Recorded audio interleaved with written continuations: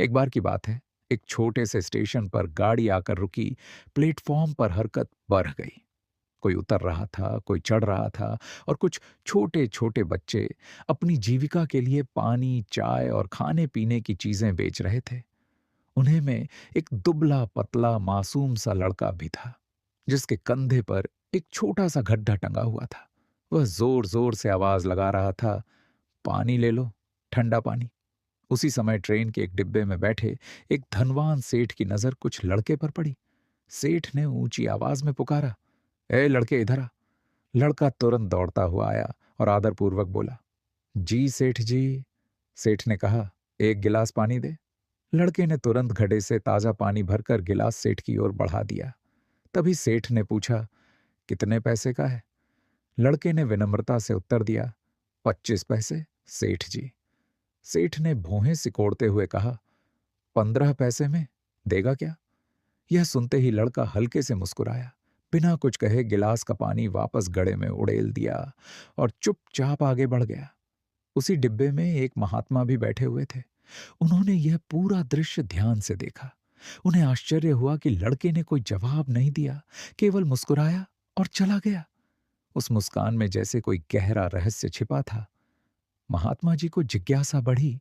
वे तुरंत ट्रेन से उतरकर उस लड़के के पीछे पीछे गए और उसे आवाज दी, "बेटा जरा ठहरो।" लड़का रुक गया और आदर से बोला, "जी महाराज।" महात्मा ने पूछा, "तुम अभी मुस्कुराए क्यों थे? सेठ ने तुमसे मोल भाव किया, फिर भी तुमने कुछ कहा नहीं, बस मुस्कुरा दिए। इसका क्या कारण है?"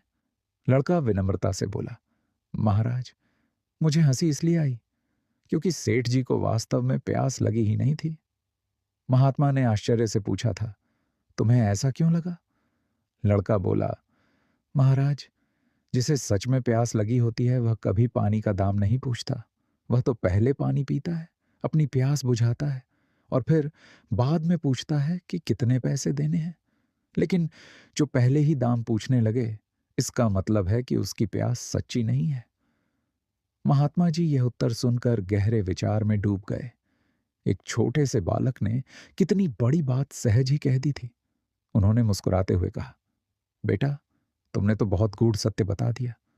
लड़का बोला, "महाराज, यही बात जीवन में भी लागू होती है। जिन लोगों को सच में कुछ पाने की चाह होती है, चाहे वह ज्ञान हो, ऐश्वर्य हो या सफलता, वे कभी तर्क वितर्क में समय नहीं गंवाते, बेसीधे अपने लक्ष्य की ओर बढ़ते हैं। और जिनकी चाहत सच्ची नहीं होती, वे बहस में उलझे रहते हैं और आगे नहीं बढ़ पाते।"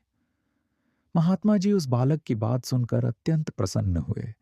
उन्होंने उसे आशीर्वाद दिया और मन ही मन सोचा कि सत्य और ज्ञान उम्र के मोहताज नहीं होते, वे तो कहीं से भी मिल सकते हैं।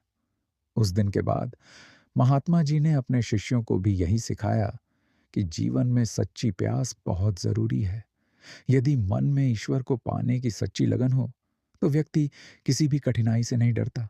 वास्तव में यदि भगवान नहीं है, तो उनका स्मरण क्यों किया जाए? और यदि वे है, तो फिर चिंता किस बात की?